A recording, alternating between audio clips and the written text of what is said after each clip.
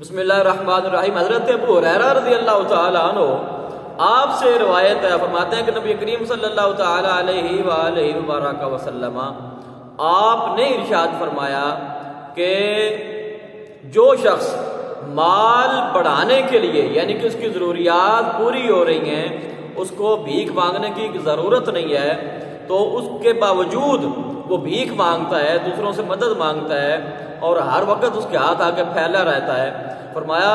کہ وہ گویا کہ انگارہ مانگ رہا ہے۔ انگارہ، آگ کا جو انگارہ ہوتا ہے، تو اب فرمایا کہ جو انگارہ مانگ رہا ہے تو وہ زیادہ مانگے تب بھی انگارہ ہے، کم مانگے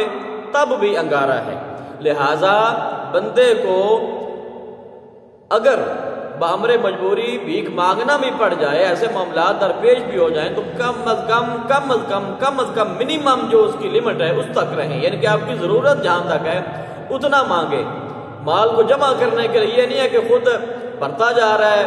بینک بیلنس بناتا جا رہا ہے، خود جو ہے وہ آج کل ہمارے یہاں آپ دیکھتے ہیں کہ جو پیشہ ور جو بھکاری ہوتے ہیں تو وہ سارے اس حدیث پاک میں آتے ہیں کہ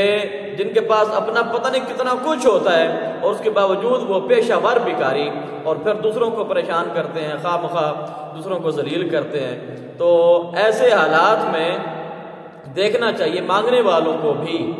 کیونکہ دینے والے کو تو نہیں پتا نا، وہ کسی کا غیب کا علم تو نہیں جانتا، لیکن مانگنے والے کو یہ چاہیے کہ کم از کم وہ اس ایک حد میں رہے۔ اگر اس کو بامر مجبوری ایسا مانگنا پڑ ہی گیا ہے تو اتنا لے جتنا اس کی ضرورت ہے، تاکہ وہ جو مال کسی نے صدقہ کرنا ہے وہ کسی ضرورت مند تک پہنچے، کسی حاجت مند تک پہنچے۔ اور ایسے حالات میں اکثر آپ لوگ یہ دیکھتے ہیں کہ ایسا ہو رہا ہے کہ جو حقدار ہیں، جن کا حق بنتا ہے، وہ محروم رہ جاتے ہیں، اور جن کا حق نہیں ہے، جن کے پاس آلریڈی بہت زیادہ مال، جنہوں نے بینک بیلنس رکھا ہوا ہے، بیلنس ہے ان کے پاس، تو وہ اور مطلب کہ جمع کرتے چلے جا رہے ہیں، اور جو مستحق ہے اکثر اوقات تو آپ دیکھتے ہیں کہ جو مستحق بنتا ہے وہ زیادہ مانگتا بھی نہیں ہے، سفید پوش جسے ہم اپنی زبان میں، اپنے علاقائی زبان میں کہتے ہیں۔ تو لہذا دونوں اطراف سے یہ چیز جو ہے اس کو سمجھا جانا چاہیے۔ اللہ پاک ہم سب کو اعمال صالحہ کی اور شرع شریف کی پابندی کی توفیق عطا فرمائے۔ آمین و ما علیہ الا